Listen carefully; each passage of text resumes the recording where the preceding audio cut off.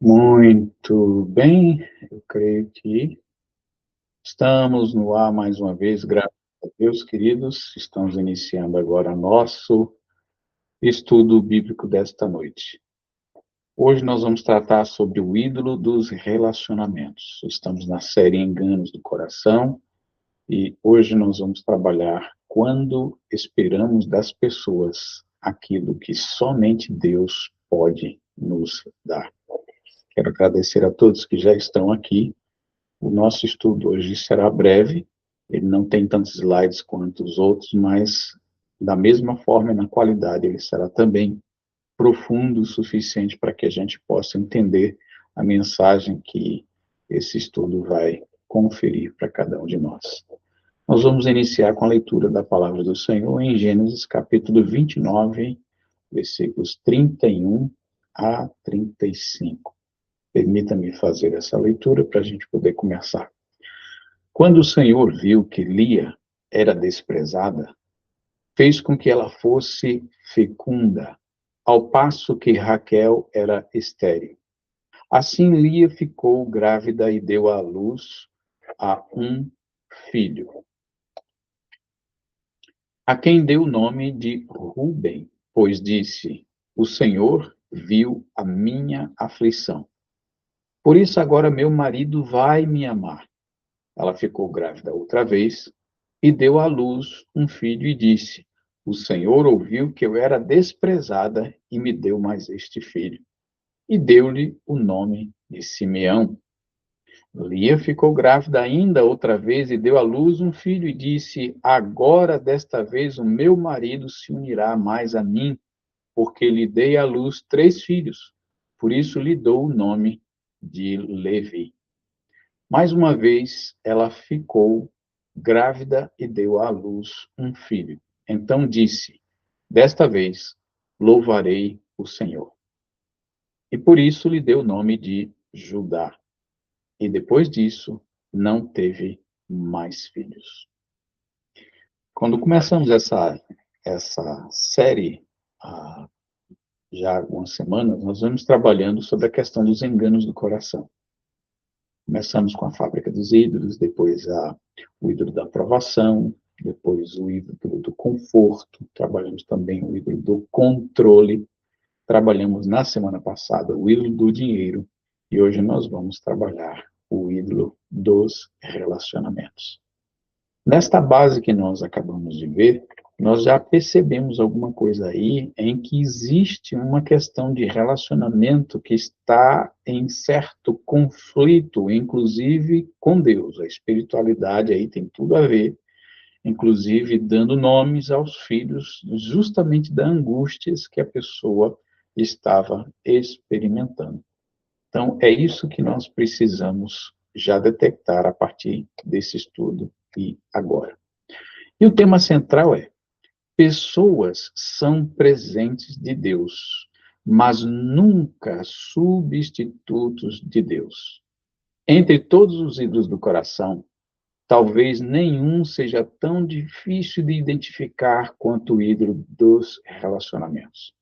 Porque, diferentemente do dinheiro, do poder ou da fama, os relacionamentos são dádivas legítimas de Deus. Por exemplo, o casamento é uma bênção. A família é bênção. As amizades são bênçãos. A comunhão da igreja é bênção pura. O problema não está em amar pessoas. O problema surge quando esperamos delas aquilo que somente Deus pode oferecer. Nesse momento, o amor se transforma em idolatria. O que é o ídolo dos relacionamentos?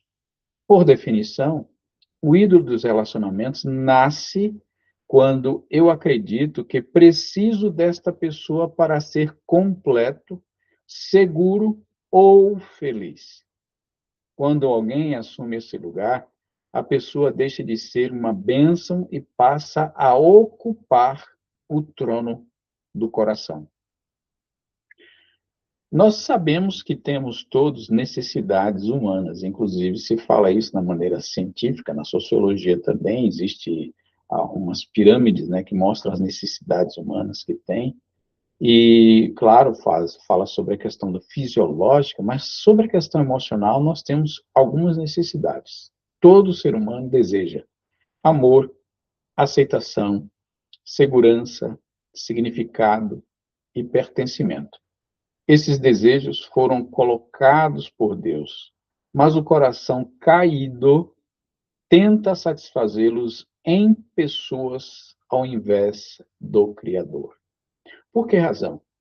Obviamente, quando a gente vê outra pessoa, a gente consegue se relacionar com ela, mas quando não vemos Deus, nós temos uma tendência de negar aquilo que nós não vemos.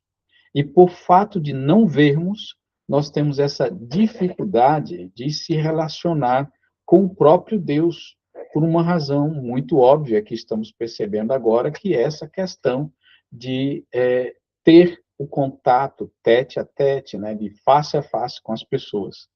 Porém, na Bíblia, nós temos registros, por exemplo, daqueles profetas que tiveram um relacionamento face a face com Deus. Nós vimos, por exemplo, o caso de Moisés, nós vimos também Abraão e tantos outros que nós aprendemos na Bíblia e nos estudos anteriores, nos dão exatamente aquilo que nós precisamos em termos de suprir essas necessidades do ser humano, de amor, de aceitação, de segurança, de significado e principalmente de pertencimento. Porque o nosso Deus, ele deseja se relacionar conosco. Ele se manifesta através da sua criação, inclusive através das pessoas também. Ele faz com que este relacionamento possa se tornar mais palpável. É por isso que muitas vezes precisamos ter um contato, uma intimidade maior com Deus, para que o nosso relacionamento também possa incluir aquilo que Deus queira fazer e realizar na vida das pessoas. Precisamos dessa diferença nos nossos contatos com as pessoas, principalmente gente que é crente, gente que confia em Deus, gente que tem relacionamento profundo com o Senhor. Essa pessoa, ela pode ser usada por Deus para afirmar o amor de Deus, para afirmar tudo que nós precisamos: aceitação, segurança, significado, pertencimento. Nós não estamos sozinhos. Nós recebemos, inclusive, profecias, recebemos a escritura da palavra de Deus, que é para estar conosco, nos organizando, e nós devemos entender algo muito importante: Deus é santo e ele não se contamina como nós nos contaminamos. Uma das razões é que, pelo fato de sermos carne, nós não temos essa essência de Deus, por Deus ser puro. Com certeza, não existiríamos como aqueles que não puderam existir logo depois que viram a Deus, ouviram a epifania, a manifestação de Deus, conforme os registros bíblicos. Então, queridos, vamos seguir adiante. No exemplo que acabamos de ler, foi o exemplo de Leia e de Raquel. Poucos textos revelam tão claramente a idolatria dos relacionamentos quanto a história dessas duas irmãs. Raquel era o ídolo de Jacó. Jacó trabalhou por 7 anos para ter um casamento instituído com sua amada, que era Raquel. O texto todo está em Gênesis, naquele mesmo capítulo que nós lemos no início. A Bíblia diz: pareceram-lhe poucos dias, pelo muito que a amava. Depois trabalhou mais 7 anos, 14 anos por uma mulher. O amor é bonito, mas a intensidade da narrativa revela algo além do amor. Raquel havia se tornado sua esperança suprema. Veja só, ele trabalhou 7 anos, depois que ele descobriu, no casamento, no outro dia, que era a Lia e não a Raquel, e ele distinguiu isso, não porque talvez tivesse embriagado, não sei, não se trata dos detalhes a respeito do casamento, da festa, Não se trata de detalhes se a noiva estava com véu, alguma coisa que poderia simplesmente ver, só ouvir o sorriso, cantando, leva e entra para a tenda e ali se consome o casamento. E depois aqui, no dia que amanhece, ele vem e ele vai conversar com seu sogro, e diz, o que é isso que fez comigo? Ele disse, olha, na nossa tradição, nós não podemos dar a filha mais nova sem primeiro entregar a mais velha. Mas, é isso que eu vou fazer. Assim que completar a festa, a alegria durava cerca de uma semana, você pode tomar a outra também em casamento em troca de mais 7 anos de trabalho e serviço para mim. Como ele amava a Raquel, ele concordou. Uma semana depois, o casamento se consumiu e aí ele começou a iniciar os outros 7 anos de trabalho. Vamos ver o que tem mais nesse contexto aí. Leia buscava em Jacó o que somente Deus podia dar. Enquanto Jacó idolatrava Raquel, Leia idolatrava a aprovação de Jacó. Observe os nomes dos filhos. Rúben, agora meu marido me amará. Simeão, o Senhor ouviu que sou desprezada. Levi, agora meu marido se unirá a mim. Toda a sua identidade girava em torno da aceitação de um homem. Não é à toa que, às vezes, a gente coloca nomes nas pessoas sem saber o significado dos nomes. Principalmente os nomes hebraicos, que têm a ver tudo com o significado, com o momento, geralmente ele é escolhido. Hoje em dia, é praxe de muitas pessoas que vivem no conceito evangélico colocar o nome que viu na Bíblia e traz para o seu filho aquela identidade que foi de um caso anterior, muitos anos atrás, e acaba trazendo uma espécie de peso espiritual para aquela pessoa. Veja só que a gente está trabalhando com relacionamentos entre pessoas e na esfera desses relacionamentos existe um peso espiritual por conta justamente da forma como se relacionam uns com os outros. A tragédia da idolatria relacional. Leia tinha filhos, mas queria amor. Jacó tinha esposa, mas ele queria Raquel. Raquel tinha o amor de Jacó, mas queria filhos. Todos tinham algo, mas acreditavam que precisavam de outra coisa para serem completos. Esse é o retrato do coração humano. Sempre vai faltar alguma coisa para poder complementar aquilo que se precisa, aquilo que já foi abordado, como, por exemplo, a questão da segurança, a questão do pertencimento, a questão do amor. Todos nós queremos ser amados, respeitados e queridos. Ninguém quer ser desprezado. E como é que a pessoa, depois de ter sido desprezada, resolve marcar uma pessoa inocente, à parte daquilo ali, para poder cunhar nela aquela identidade de um problema entre o casal, né? Então, isso fala também a famílias, isso fala a cada um de nós, isso fala também sobre como isso pode ser superado. No caso, por exemplo, a virada de Leia. Quando nasce Judá, algo muda. Ela declara, desta vez eu louvarei ao Senhor. Pela primeira vez, ela para de olhar para Jacó e volta os seus olhos para Deus. A adoração ao Senhor substitui a idolatria. Nós percebemos aí na própria história de Jacó com Raquel e com Leia, um conserto. Quando a pessoa que se sentia ser desprezada começou a olhar para Deus e perceber que Deus supre as necessidades dela.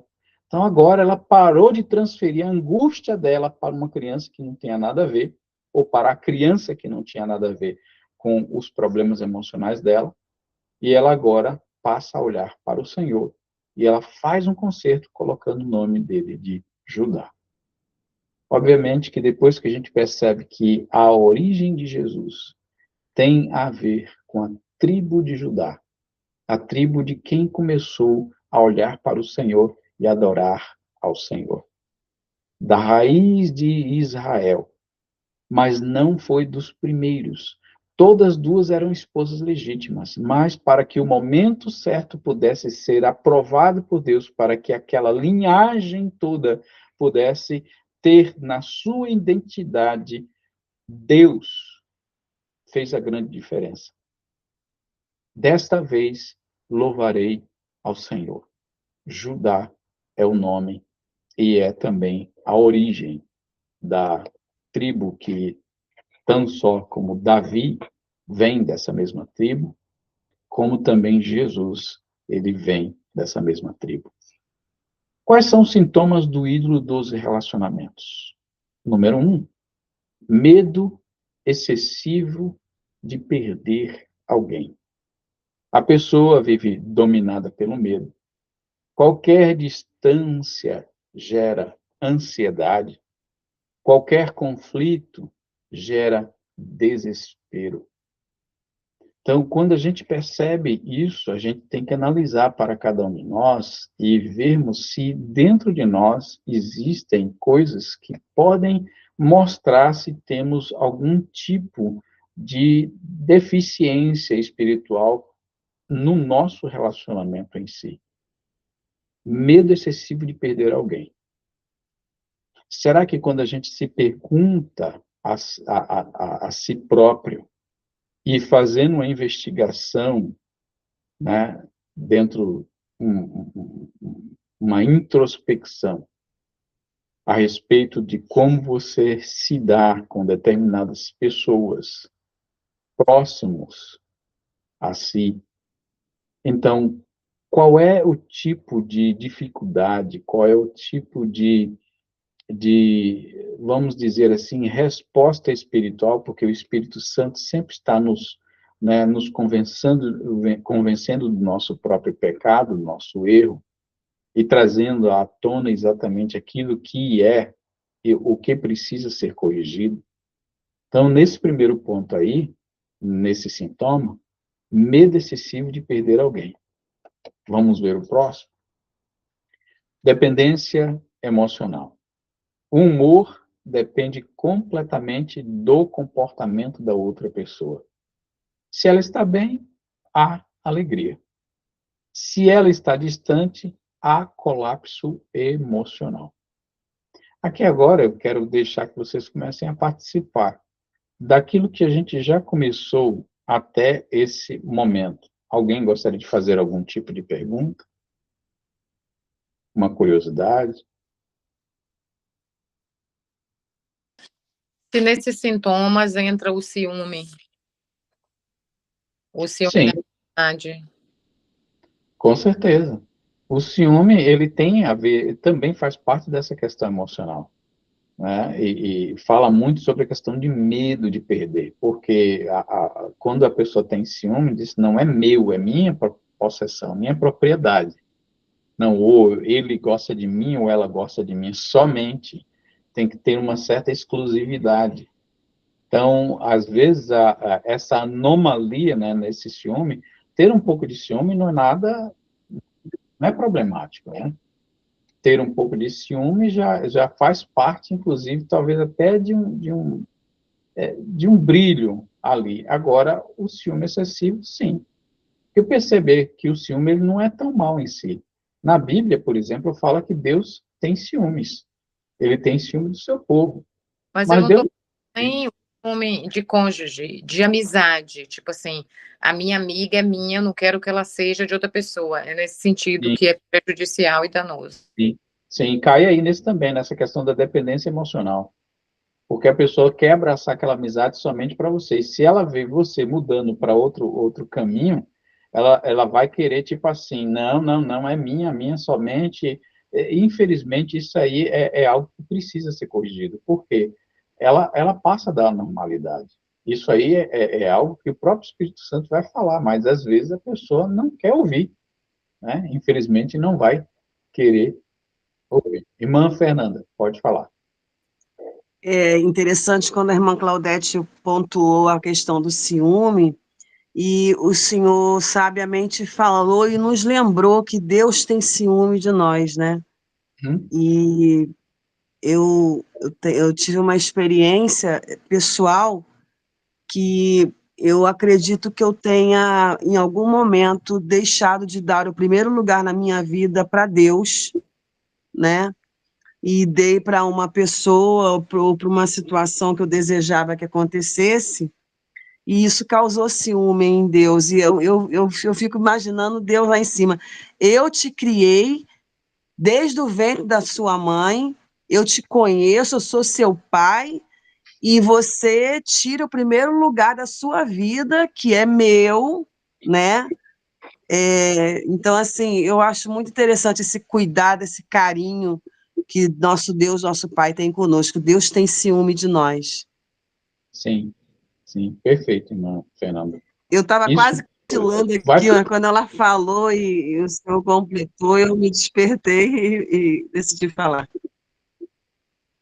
com certeza. Não, e olha, isso ainda vai ter mais o que falar, né? Porque quando a gente vai cobrindo os assuntos, é que a convicção vai começando a aparecer, né? No momento que a gente está tomando conhecimento de uma coisa, o Espírito Santo já vai tocando, olha, tá vendo isso aí, esse é que é o ponto. Então, a gente vai sendo alertado a esse respeito para tomar um meio de corrigir, né? Então, veja só, o ponto de número 3, sacrifício de princípios. A pessoa começa a comprometer valores para preservar relacionamentos. Olha só essa frase de impacto. Quando alguém se torna indispensável para a sua felicidade, essa pessoa está ocupando um lugar perigoso no seu coração. Quando a gente, por exemplo, já sabe que nós temos que colocar, como a irmã Fernanda falou, o lugar de Deus, que é o primeiro lugar, a palavra de Deus que está, e olha, ela tem que estar em primeiro lugar, porque a Bíblia diz que Deus vela sobre a sua palavra, ou seja, ele está debaixo dela para a cumprir. Então, se Deus tem um zelo pela palavra, quando nós deixamos de zelar pela palavra, em função de relacionamentos ou das amizades, dos amigos, você quer ver uma coisa? Como é que pesa no coração das pessoas um momento, por exemplo, de ir para a igreja? Na igreja, ela vai lá, ela é confrontada pela palavra, ela entende qual é a verdade, ela sabe que aquela verdade é correta, mas ela está tendo algum problema ali. E naquele problema o Espírito Santo vai começar a revelar. Então a pessoa vai dizer assim, ela vai se sentir confrontada porque o que o Espírito vai falar? Vai apontar para a pessoa o temor dela. O que é que meus amigos vão dizer? O que é que meus primos vão falar? Então a pessoa está acostumada vamos dizer, em um ciclo de relacionamento, né? Bem próximo para viver a gandaia, viver a farra, viver essas coisas, e colocou isso aí como prioridade máxima, se tornou, né, aqueles amigos ali são deuses na vida daquela pessoa. E não corta esse relacionamento por nada, porque traz significado para aquela pessoa. Só que tem um problema muito sério aí. Esse coração agora retirou o lugar de Deus daquele espaço, colocou a pessoa. Então, Deus, ele é ciumento, ele não vai ficar concorrendo com absolutamente nada, e vai dar prazo para a pessoa se consertar, da pessoa ter suas dificuldades, caso contrário, vai vir o julgamento de Deus, né? Deus sempre manda aviso, Deus manda recado, Deus manda estudo bíblico como esse, dá instrução na palavra, a pessoa aprende a palavra e, de repente, ela não consegue perceber o grande perigo de colocar os relacionamentos em primeiro lugar. O maior relacionamento em primeiro lugar tem que ser o lugar de Deus, né? O lugar da oração, o lugar do culto, o lugar da leitura da palavra, nada pode substituir isso. Deus é um Deus ciumento, né? Então, nós vamos entender que o lugar dele precisa ser reservado. Aqui ninguém senta, aqui é o lugar de Deus na sua vida. Vamos para outro exemplo. A mulher samaritana. A mulher lhe disse, só que isso está lá em João capítulo 4, né? E a mulher vai no poço, pegar água, e lá encontra com Jesus. Chega no Jesus, Jesus pede para ela água, e ela começa a retrucar com Jesus. Como é que você pode pedir água para mim, que sou mulher samaritana, e aí vamos aprender que os samaritanos não se davam com os judeus. Quebra de relacionamento. Jesus está ali para tentar emendar. Então a mulher lhe disse, Senhor, quero que me dê dessa água. Depois que Jesus entra, consegue convencer para ela que ela vem tentar pegar uma água, mas a água que Jesus der, mas você não tem nem vaso, de onde que você tem essa água viva? Peraí, ele ficou interessado. É quando ela ficou interessada que ele explica para ela que a água que ele der brotará para a vida eterna. Aí ela disse, Senhor, eu quero que me dê dessa água, para que eu não tenha mais sede, nem precise vir aqui buscá-la. Jesus disse, vá, chame o seu marido e volte aqui. Ao que a mulher respondeu, não tenho marido. Então Jesus disse, você tem razão em dizer que não tem marido, porque já teve 5, e esse que agora tem não é seu marido. O que você disse é verdade. Jesus começa a resolver problemas de relacionamentos, ele começou a tratar de frente, com a verdade, trazendo à tona aquilo que estava escondido, aquilo que estava no coração. Será que a mulher não estava satisfeita? E será que ela só vinha ali para poder pegar água? Porque ela estava cansada de pegar água. Ou ela vinha ali para poder, talvez, não estando satisfeito com os relacionamentos que passou antes, por falta de amor, por falta de significado, por falta de segurança, por falta de identidade, de pertencimento, querendo uma nova, ou um novo relacionamento. E ela só teve um momento de retruca ali com Jesus, porque viu que ele era judeu. Mas aí, quando começou a falar, ela começou a entrar na conversa, né, como se tivesse sido encantada, estivesse já enamorada com Jesus. E Jesus agora vai mostrar por que ele entrou na vida dela, para resolver um problema de relacionamento, primeiro com ela mesma. E o problema de relacionamento com ela mesma era com Deus, que não estava no lugar dela. Então, veja só, a mulher junto ao poço teve 5 maridos. Muitas vezes esse texto é lido apenas como um problema moral, porque se vai falar da mulher samaritana, não vai falar da mulher adúltera, porque não se falou de adultério desse relacionamento, mas falou de uma pessoa que teve maridos, né? Agora, o último que estava não era marido, era um namorado, um namorido, alguma coisa assim. E Jesus foi bem taxativo, né? Mas existe uma questão mais profunda. Ela estava procurando em relacionamentos aquilo que somente Deus podia oferecer. Segurança, valor, identidade e aceitação. Por isso, continuava voltando ao poço. É nessa ótica que a gente precisa analisar que nós vamos à igreja, muitas vezes, tentando saciar uma sede e só sacia essa sede quando tem um encontro de fato com Jesus. E quando ela ainda fica entretendo possibilidades, né, criando fantasias no seu coração a respeito de A, de B, de C, sei lá quem for, ela nunca vai ser uma pessoa plena, uma pessoa completa, porque Deus ainda não ocupou plenamente o lugar. O lugar do coração, ele é distinto, ele precisa ser reservado, Deus precisa ocupar esse lugar. Não pode coisas ocupar lugar, mas como estamos não falando de coisas, estamos falando de relacionamento, vamos tratar de relacionamentos. O poço sem fundo da alma. Senhor, tu não tem para poder pegar essa água, e o poço é fundo. Mas Jesus não está nem preocupado, porque quando ela foi saciada naquele momento, ela saiu agora e deixou o cântaro de lá. Ela saiu agora porque ela tinha sido saciada, e ela agora, olha, veja, o homem que me falou a respeito tudo da minha vida, não será ele o Cristo? E ela se tornou ali de uma não convertida para uma evangelista. Ela passou a ser missionária instantaneamente, quando o coração dela teve relacionamento perfeito, emendado, tratado, porque ela começou agora a entender, ela começou a mudar a conversa dela não incluía, então ela começou agora aqui, os judeus dizem que esse é que é o monte de adoração, nós dizemos que é aqui. Então Jesus nem aqui nem acolá, Deus anda procurando verdadeiros adoradores, que o adorem em espírito e em verdade. Todos os ídolos fazem a mesma promessa. Mais um relacionamento e você será feliz. Mas o coração continua sedento, o poço sem fundo da alma. Porque a sede espiritual não pode ser satisfeita por pessoas. Somente Deus. Deus, ele é ciumento, ele pede esse espaço na nossa vida.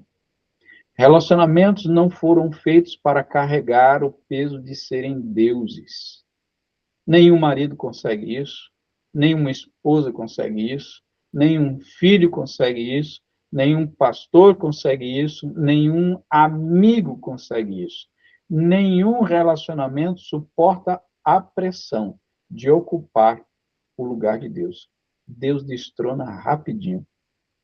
Já parou para analisar isso? É necessário que a gente leve em consideração isso, porque, por exemplo, pais, quando são pais pela primeira vez, às vezes cometem um erro muito grande. Ele coloca o filho ou a filha em tal primazia, em tal posição, que deixa de fazer coisas essenciais, principalmente para Deus, em função daquele relacionamento com a criança. Deus fez isso com Abraão. Por quê? O relacionamento dele com Isaac se tornou mais importante do que o relacionamento com o próprio Deus. Quando vemos a história, vamos entender que Abraão deixou de fazer altares para Deus. Ele era amigo de Deus, andava com Deus. Deus começou a sentir falta, começou a sentir ciúme. O que é que Deus fez? Me dá esse teu filho. Sacrifica ele. Leva ele para o Monte Moriá. Então, não queira que Deus queira sacrificar o seu filho, a sua filha, o seu marido, o seu pastor, o seu amigo. Porque, queridos, nenhuma pessoa ocupa o lugar de Deus. Tem pessoas que idolatram pessoas. Pessoas não são para serem idolatradas. Ninguém ocupa o lugar de Deus. Vou ficar aqui aguardando quando vocês quiserem levantar na mão para poder acrescentar alguma coisa. Se quiser dar um exemplo, experiência, pode falar. Irmã Fernanda, pode falar.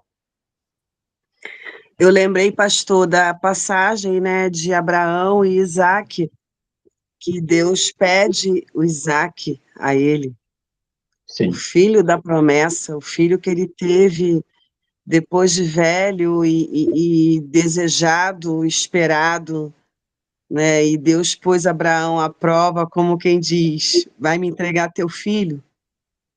Tu me amas o suficiente para me entregar teu filho? Então, assim, essa passagem é tremenda, né? Então, nada pode ocupar o primeiro lugar na nossa vida a não ser Deus. Nada, nada, nada, nada. Eu aprendi isso depois de velha. Eu espero poder passar isso para as minhas filhas agora, para elas não penarem tanto. Verdade. Somos todos aprendizes dessa verdade, né? Olha lá, a Carol já respondeu logo lá. Meu coraçãozinho já subiu lá. Obrigado, irmã Fernanda. Irmã Daniela, pode falar. Na verdade, pastor, na verdade, eu só queria falar que essas mulheres de Jacó já começou dando trabalho para ele, hein? Você tá doido? Já começou dando trabalho, hein? O homem trabalhou 14 anos, 7 para um, mais 7 para outro. Você tá doido? Não, é que trabalhou com a mesma. Não, o mais novo, mais velho. Foi? Não, ele estava enganado, porque ele tinha trabalhado primeiro 7 anos para conquistar a Raquel.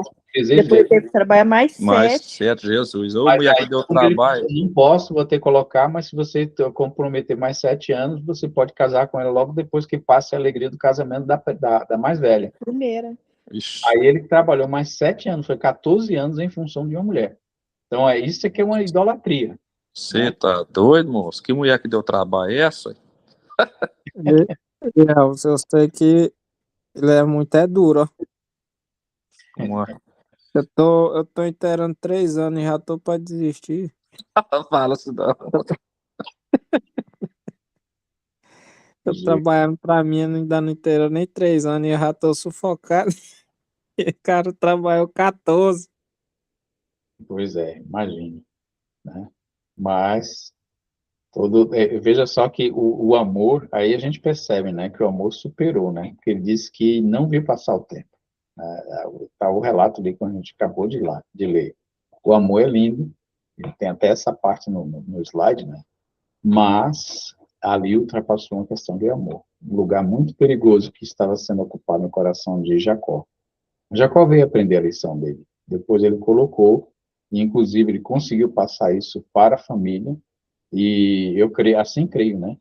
Porque a Leia mudou, né? Quando ela começou a adorar o Senhor e confiar no Senhor, porque ela estava o tempo todo buscando a aprovação de Jacó.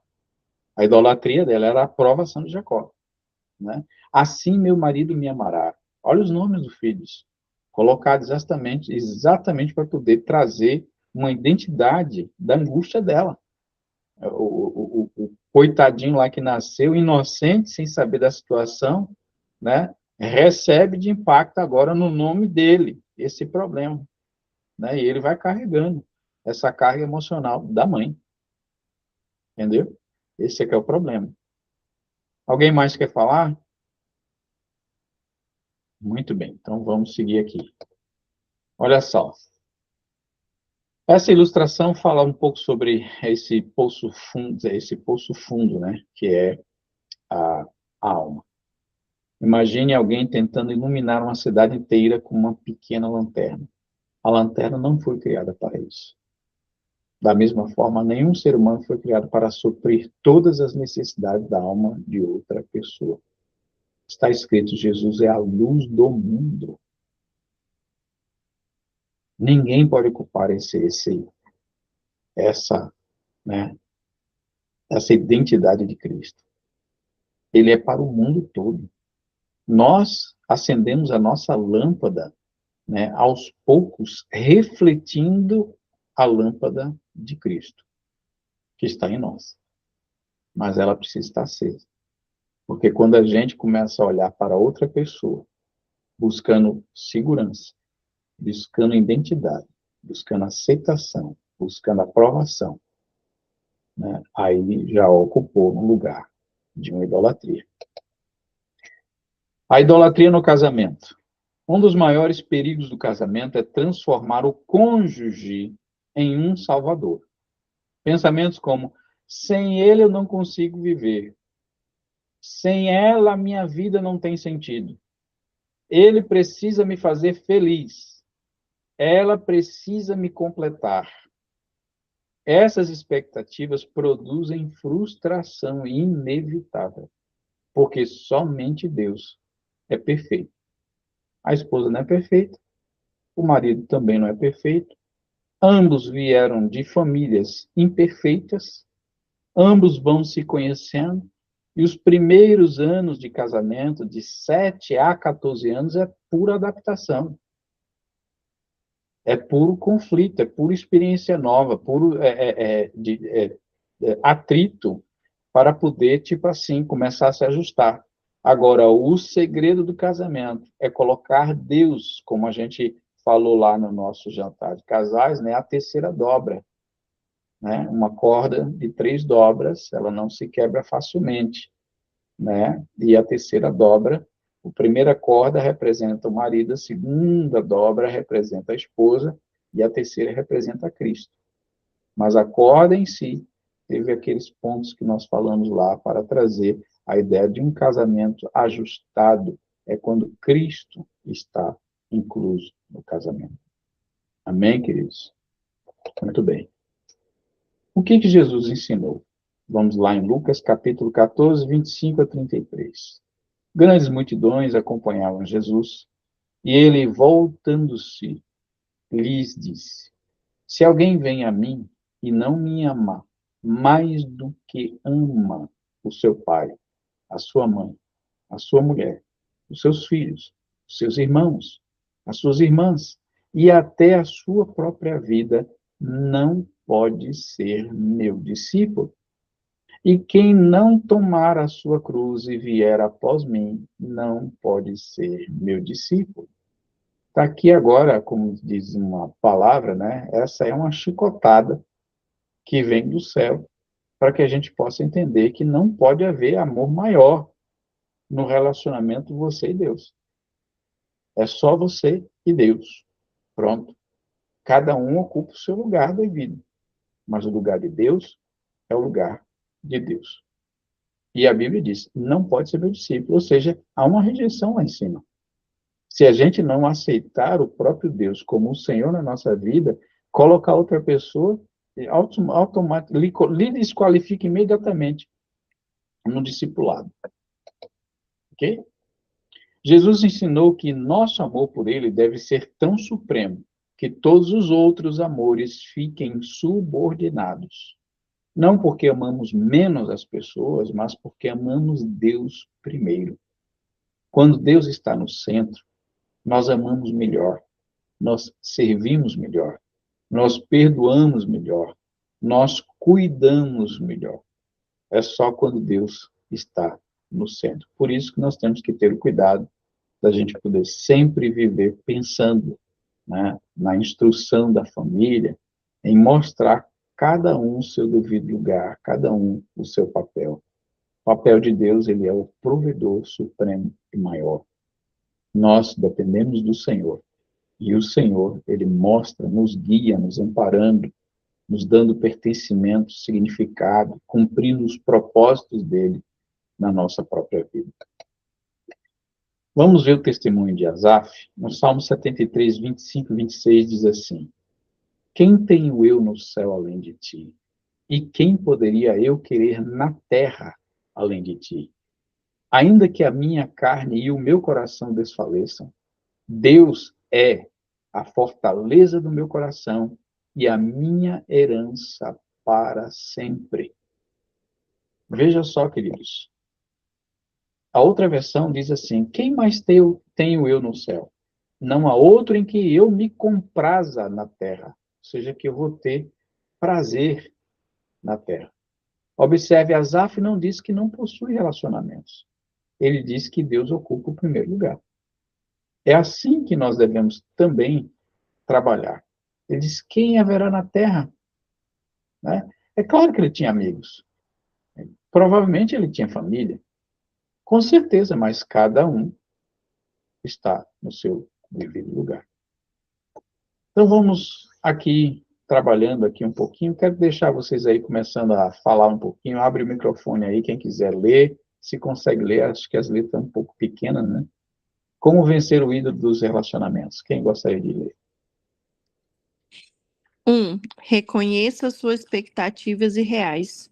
Nenhuma pessoa pode ocupar o lugar de Deus. 2. Encontre sua identidade em Cristo. Sua identidade não vem de ser amado por ninguém, por alguém. Vem de ser amado por Deus. 3. Aprenda a amar sem idolatrar. O amor saudável se desfruta, a idolatria exige. 4. Coloque Cristo no centro dos relacionamentos. Quando Cristo é suficiente. Passando esse povo aqui fazendo eu rir. Quando Cristo é suficiente, os relacionamentos deixam de ser deuses e voltam a ser presentes. Tá vendo? Alguma pergunta a esse respeito? Alguém gostaria de fazer? Que ele está bem aí, bem claro, né? Reconheça suas expectativas irreais. Né? Porque, incrivelmente, muitos de nós fazemos expectativas fantasiosas, né? Utópicas, na verdade, para ser colocado. Né? Nos relacionamentos entre casais, muitas vezes é um príncipe para cá, é uma princesa para lá, não que sejam, porque, na verdade, ninguém veio de sangue real, de fato.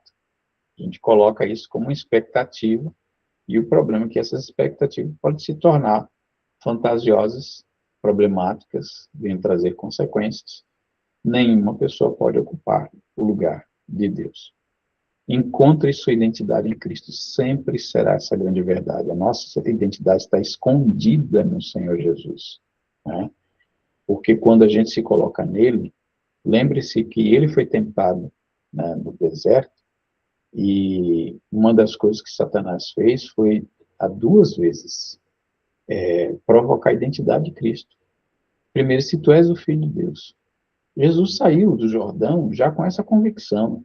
Por quê? Porque logo quando ele foi batizado, ouviu-se uma voz do céu dizendo: tu és o meu Filho amado, em quem eu tenho prazer. Você precisa de uma convicção melhor do que essa? Então, Jesus não teve problema de identidade, não teve crise. Então, Satanás veio para ele, assim, dizendo assim: se tu és o Filho de Deus, ele pode dizer assim: rapaz, sai de retro. Eu não cheguei, acabei de ouvir meu pai falando para mim. Não ouviu, não, foi? Cala tua boca, cão. Né? Mas ele provocou, não foi uma vez só, não, foi 2 vezes. Então, significa que se Satanás for tentar você na sua vida por 3 vezes, 2 vezes vai ser tentando roubar a sua identidade. Né? Então, tenha plena certeza de que você está afirmado como filho de Deus pelo sacrifício de Jesus. Aprenda a amar sem idolatrar. O amor saudável se desfruta. A idolatria, ela exige. Satanás é aquele que exige, inclusive para você se ajoelhar, dobrar. Olha, ele fez isso com Jesus. Ele diz assim: olha, tudo isso te darei, se prostrado me adorares. Que ousadia! Te darei. É mentiroso, porque não tinha nada. Tudo é de Deus. Segundo, prostrado ainda. Ou seja, ele exige uma devoção. Nem o próprio Deus exige. Nós é que nos quebrantamos, mas a gente entende que a reverência é necessária e é devida ao Senhor, por causa da glória dele. Coloque Cristo no centro dos relacionamentos. Quando Cristo é suficiente, os relacionamentos deixam de ser deuses e voltam a ser presentes de Deus, continua sendo bênção na nossa vida. Então vamos preparar-nos aí para as perguntas de confronto. Existe alguém cuja perda destruiria completamente a minha identidade? Temos que fazer essa pergunta bem pessoal, né? Existe alguém que, se eu perder, vai destruir, vai balançar, vai mexer com minha identidade, minha estrutura? Número 2. Estou esperando de pessoas aquilo que somente Deus pode oferecer? Às vezes né? Tem pessoas que ficam assim: ah, não, fulano tem que fazer isso. Beltrano tem que fazer isso. E não é o caso. Tem coisa que Deus é que vai realizar. 3. Minha felicidade depende excessivamente de alguém. O problema é que, às vezes, a gente pensa que a felicidade é um dever da outra pessoa. Como se nós tivéssemos o desejo, o condão de bater e dizer assim: fulano, tá, me faça feliz. Na verdade, a felicidade é algo, é uma decisão interna que já foi dada. É um benefício. É um campo espiritual, em que Deus é que confere o devido sentimento, né, de satisfação. Quando você tem esse sentimento, você se sente feliz. 4, tenho transformado relacionamentos em fonte de significado?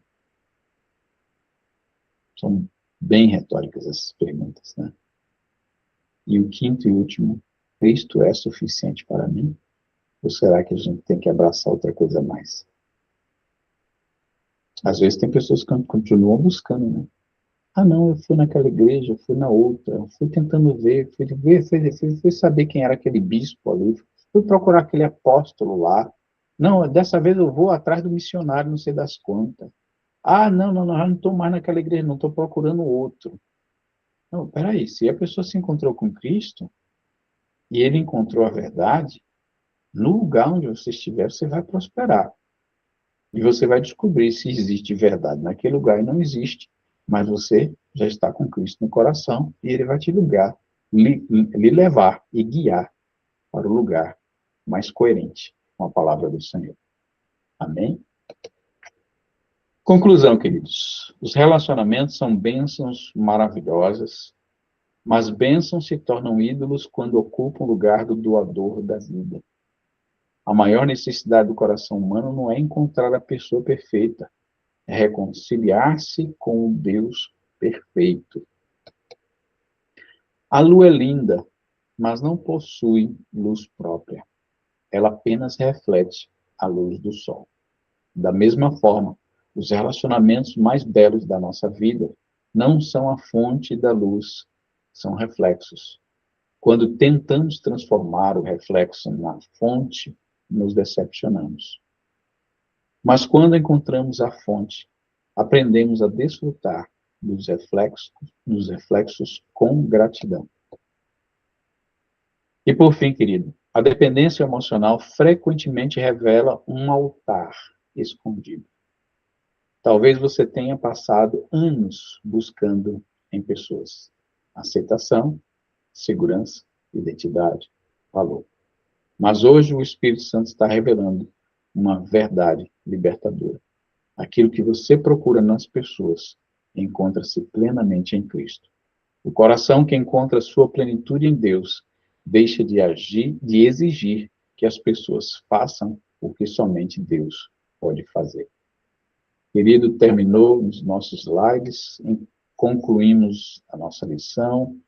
Deixo agora quem quiser comentar alguma coisa antes da gente poder orar e encerrar. E, pastor, Sim. tem um capítulo na Bíblia que diz que nós, os crentes, seremos dados como os loucos, né? Uhum. E, tipo assim, para uma pessoa que nunca escutou um estudo desse, né? Falando que nada supera o. A gente pode pôr nada no lugar de Deus, né? Uma Sim, pessoa, para ela poder aceitar isso, de fato, sem ter o conhecimento, é bem complicado. Conhecimento do estudo, né? Tipo assim, igual nós estamos aqui, não é só um nem dois, tá todo mundo sendo testemunho, né, desse estudo e fica aquela coisa martelando, né? Mas meu filho, meu esposo e várias coisas, né? Se não tiver estudando e, como o senhor diz, né?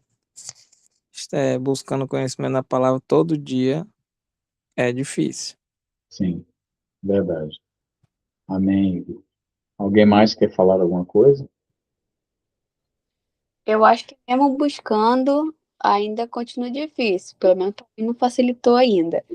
Mas eu olho muito a questão de conversão do cônjuge, né? Assim, quando eu olho para mim e vejo vários outros cenários, né? Fica aquela coisa assim que parece que a vida só vai andar se o cônjuge andar junto com você na sua, né? Enfim, um momento se encontrou em desigual. E aí isso pesa muito, é uma carga que a gente carrega que parece que a vida parece que empaca, né? E, bom, era para ser uma pergunta, no sentido de vira uma idolatria também, quando parece justamente isso. Eu preciso que aquilo ali aconteça para que as coisas possam andar. Parece que a vida tá limitada. Você entendeu o contexto? Fica naquela necessidade de que o outro mude, ou que o outro chegue naquele patamar, ou que chegue naquele nível, para que eu possa melhorar, para que eu possa avançar. Como que seria nesse contexto? Você entendeu o meu questionamento? Que eu penso com relação ao meu marido mesmo, né? Falando. Sim, De, assim, falta esse empurrão, tipo, vamos, não dá para eu ficar andando muito longe, porque eu vou ficar cada vez mais longe dele, e eu fico com essa sensação de que eu precisava que ele estivesse mais perto para que eu pudesse estar mais. Sim, isso são expectativas, né? Na verdade, a gente não pode transferir a expectativa para a pessoa, porque a gente vai ficar na dependência daquela pessoa se posicionar dentro daquela questão. Essa necessidade, carência sua, você tem que trazer para ele, para Cristo, para que Cristo supra naquela pessoa essa necessidade. É dessa forma que funciona. Se a gente vai diretamente querendo cobrar da pessoa, por exemplo, uma transformação, nós não temos essa capacidade, porque isso quem faz é o Espírito Santo de Deus. Por isso que temos que primeiro subir com a nossa carência, a nossa necessidade, para que Deus agora possa trabalhar no coração daquela pessoa. Isso diz respeito com as questões de expectativas para que o relacionamento sempre possa ser saudável e que cada pessoa está no processo também de transformação. Né? Olha, várias mãos, está ali. Tem a Pastor, Jusileia, agora foi que enrolou. depois tem a irmã Fernanda, Daniela, Eu coloquei fogo também no colocou mão também. Vamos lá, vamos um por um. Vamos lá, Júlio. mas obrigada, pastor. Nada, querido. Então, no caso, não seria um ídolo, né? Mas seria uma carência em si de uma autoexpectativa que Sim, deveria ficar no Senhor. é necessária. Inclusive, olha, quando a Bíblia fala, por exemplo, sobre a mulher virtuosa, sobre que é a versão do homem na Bíblia é marido fidedigno. Então, o homem espera uma mulher virtuosa e a mulher espera um marido fidedigno. Então, todos vêm do Senhor. Quando significa isso? Que é um príncipe encantado ou uma princesa encantada que vai ser? Não. É uma encomenda que você faz aos céus. E essa encomenda é dentro do relacionamento. É na medida que a pessoa vai crescendo, aí você olha assim, meu Senhor, isso aqui não estava procurando. Então, ao invés de discutir e criar um problema no relacionamento ali, vai para o joelho e diz, Senhor, ele não percebeu isso. Vice-versa, né? Senhor, ela não percebeu isso. Pai, quebra aquele coração. E olha para mim mesmo, porque talvez eu também esteja em falta com alguma coisa que ela, na expectativa dela ou dele, entendeu? Que falta me cumprir. Então, um relacionamento tem que, primeiro, por isso que Cristo tem que ser essa terceira dobra, não pode ser os dois somente, cada um batendo, né, Verdade. contra o outro. Jocilé, respondeu, Carol? Sim, entendi o contexto. Obrigada. Tá, nada. Não, pastor, assim, no meu entendimento, quando você fala assim de um relacionamento, primeira coisa que a gente pensa é no cônjuge, né? O amor ao cônjuge, igual a gente está acostumado a ver pessoas que são crentes, principalmente há muitos anos, mas quando separa, a primeira coisa que faz é se afastar de Deus, né? É se afastar dos caminhos do Senhor, né? Outra coisa também que já aconteceu na minha família a pessoa teve uma perda, no caso, né?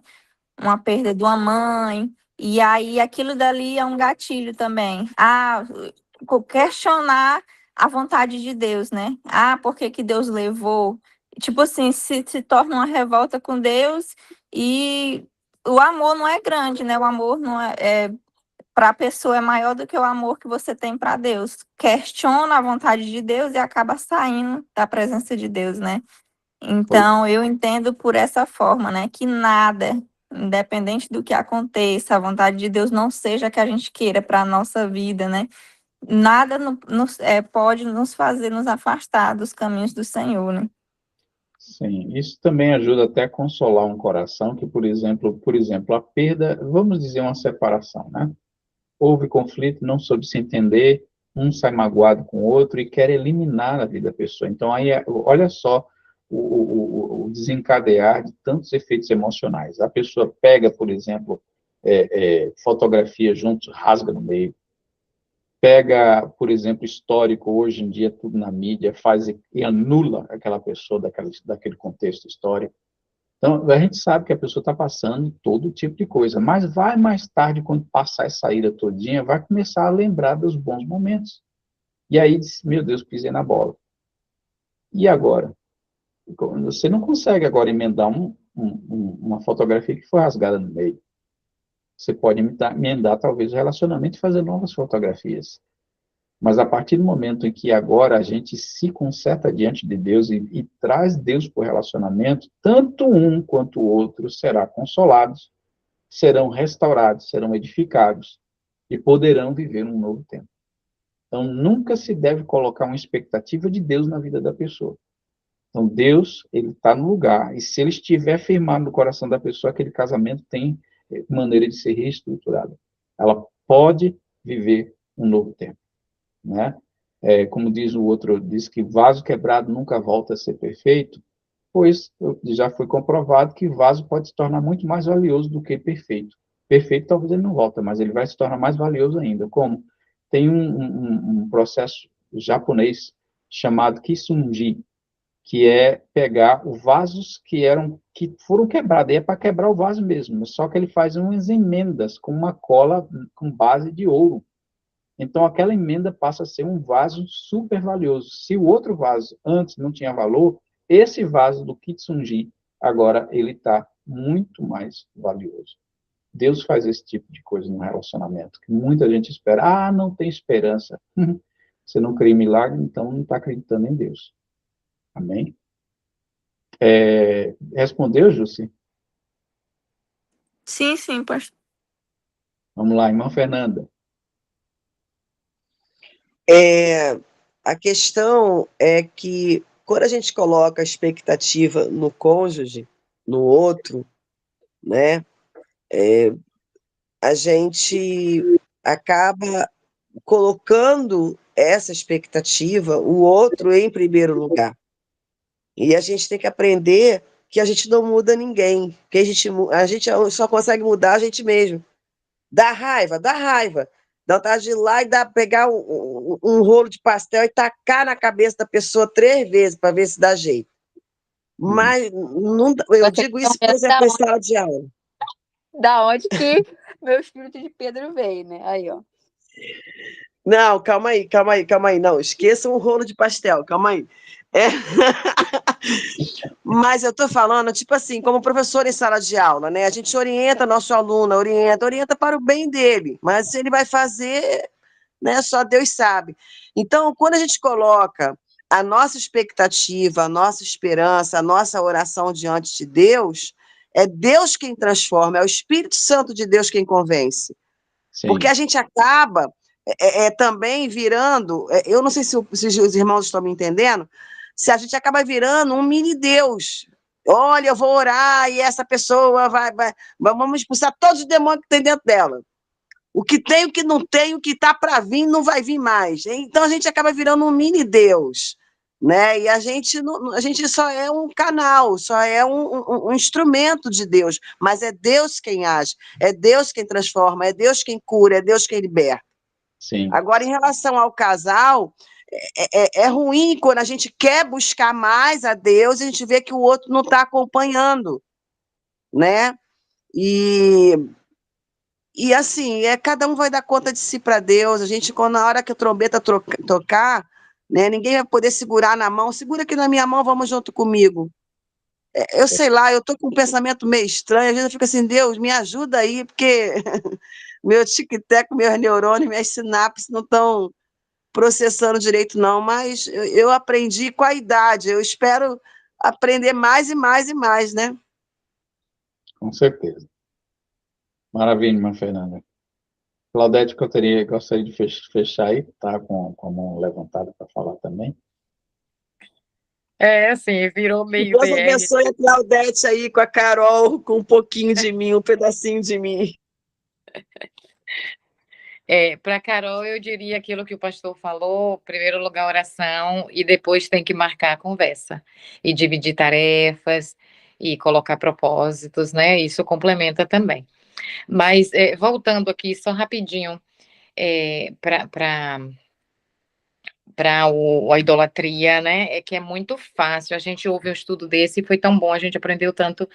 Mas, assim, gente, é muito fácil a gente entrar nesse caminho da idolatria, porque, por exemplo, temos uma comunidade brasileira e muitas vezes a gente vê outras pessoas e a gente começa a criar uma idolatria pela nossa comunidade brasileira, até pela nossa igreja VSTL brasileira, e você convida essa pessoa, ela está sozinha lá, fala português, sendo que o pastor tinha falado uma frase aqui em algum momento, que o culto deve ser um encontro verdadeiro com o Senhor. Então, eu estou tirando essa idolatria que eu tenho da instituição, né?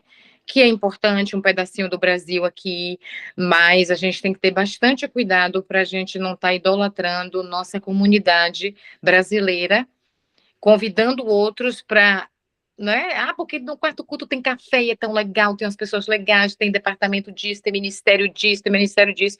E aí, ao invés da gente estar lembrando de colocar essa honra para o Senhor, né? Quero te convidar para um culto onde você vai ter um verdadeiro encontro com o Senhor. Você não vai sentar lá de plateia, você vai cultuar, você vai tirar um momento. Então, eu fiquei analisando assim que é muito fácil a gente idolatrar também até uma coisa que parece que não é, mas a nossa comunidade, a nossa igreja brasileira aqui, a gente tem que ter bastante cuidado, né? Pela misericórdia de Deus, congregamos numa igreja brasileira e isso é importante para alcançar pessoas, mas não fazer da nossa igreja um lugar de clube e encontros para uma pessoa que está sozinha e não quer ir na igreja americana porque não fala inglês, mas temos uma igreja brasileira para te acolher, não nesse sentido, mas para te acolher e te mostrar a verdade, a verdadeira verdade do caminho, né? Que vai te levar para o céu. Perfeito. Queridos, eu creio que o tempo já nos restringiu, né? E, obviamente, a gente teria outras perguntas, mas eu creio que o material foi suficiente. Querendo rever esse material, estará logo em seguida depois disponível, gravado para todos, né? Então, vamos encerrar nesse instante. Quero agradecer a todos que participaram e que estiveram presentes. E aproveitem, irmão Claudete, faz uma oração para a gente terminar. Senhor, obrigada, Pai, por esta noite, pela tua palavra, Senhor, pela revelação da tua palavra que foi exposta a nós, Senhor, e o cuidado, a vigilância que temos que ter com o nosso coração, Senhor, com a idolatria muitas vezes entrando tão sutil, Senhor, nas nossas vidas, no nosso convívio, na nossa amizade, Pai. Pai Santo, obrigada, Senhor. Espírito Santo, nos mostra onde temos errado, Senhor, e nos traz de volta ao caminho, Senhor, de te honrar e te dar o primeiro lugar, a primazia nas nossas vidas. Abençoa cada irmão aqui, Senhor, protege, honra esse momento, Senhor, que essa palavra seja viva na prática, Senhor, do nosso dia a dia. Em nome de Jesus, nós te agradecemos. Amém. Amém, queridos. Deus abençoe, boa semana, paz do Senhor para todos, uma boa noite. Deus abençoe todo mundo. Obrigada, pastor. Obrigada, irmão. Boa Boa noite. noite. Deus abençoe. Vai e Fernanda, boa noite. Tchau, Boa tchau. noite. Boa noite. Buenas noches. Essa, Melissa. Dela mesmo. Boa noite. Boa noite. Melissa. Boa Tchau, noite. obrigado. Amém. Boa noite. Eu sei falar obrigado? Eu não sei.